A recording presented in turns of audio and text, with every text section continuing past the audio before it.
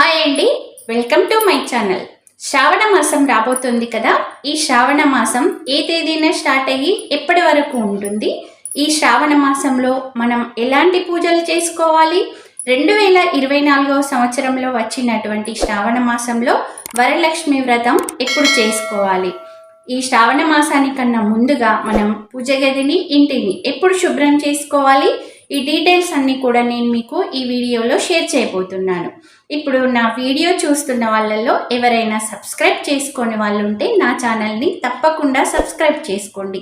ఇంకొక విషయం ఏంటంటే, మీరు ఒక్కసారి సబ్స్క్రైబ్ చేసుకోవాలండి. ఆల్రెడీ సబ్స్క్రైబ్ చేసుకున్న వాళ్ళు ఉన్నట్టయితే మళ్ళీ సబ్స్క్రైబ్ బటన్ నొక్కారనుకోండి, అది అన్సబ్స్క్రైబ్ అవుతుంది.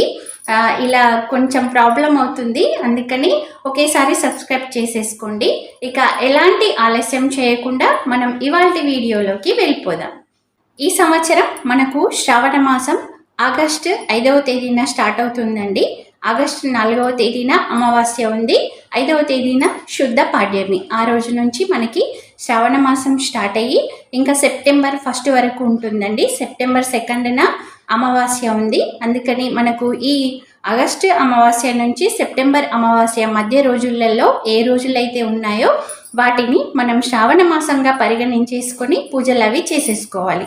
అయితే ఈ శ్రావణ మాసంలో మనకు ఎన్ని శుక్రవారాలు వచ్చాయంటే 4 శుక్రవారాలు వచ్చాయండి. మనకు సెకండ్ శుక్రవారం రోజున మనం వరలక్ష్మి వ్రతం చేసుకుంటాము. వరలక్ష్మి వ్రతం మనకు ఈ ఆగస్టు నెలలో 16వ తేదీన వచ్చిందండి.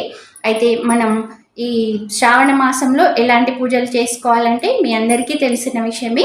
శ్రావణ సోమ శనివారాలు చాలా ముఖ్యమైనవండి. ఎందుకంటే శంకరునికి చాలా ప్రీతిపాత్రమైనటువంటి రోజులు.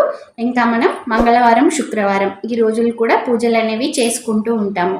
ప్రత్యేకంగా శ్రావణ మాసంలో లక్ష్మీ అమ్మవారిని మనమందరం కూడా చాలా భక్తితో పూజించుకుంటూ ఉంటాం కదా. అయితే వైభవలక్ష్మి వ్రతాలు కూడా మనకు శ్రావణ మాసంలో వచ్చినటువంటి శుక్రవారాలు 4 కానీ 5 కానీ ఎన్ని వారాలు వచ్చినా కూడా చేసేసుకోవచ్చండి. అంటే కొందరు 11 వారాలు 21 శుక్రవారాలు చేసుకోలేని వాళ్ళు ఉంటారు కదా.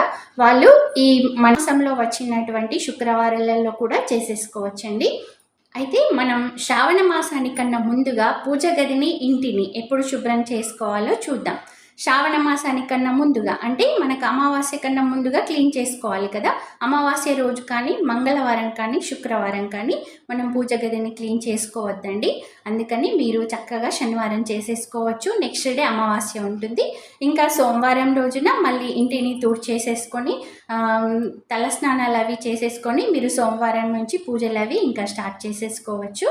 ఇవండి మనం ఈ వీడియోలో చూసినటువంటి డీటెయిల్స్. మిగతా మనం వరలక్ష్మి వ్రతానికి సంబంధించినటువంటి వివరాలన్నీ కూడా నేను వేరే వీడియోలో మీకు అప్లోడ్ చేస్తానండి. ఇంకా ఇప్పుడు ఈ వీడియో చూస్తున్న వాళ్ళల్లో ఎవరైనా నా ఛానల్ని సబ్స్క్రైబ్ చేసుకున్న వాళ్ళు ఉంటే వెంటనే సబ్స్క్రైబ్ చేసుకోండి. మీకు గనక వీడియో నచ్చినట్లయితే ఒక లైక్ చేయండి. మీ ఫ్రెండ్స్కి, రిలేటివ్స్కి అందరికీ షేర్ చేయండి. వాళ్ళకు కూడా ఇన్ఫర్మేషన్ అందుతుంది. Thanks for watching.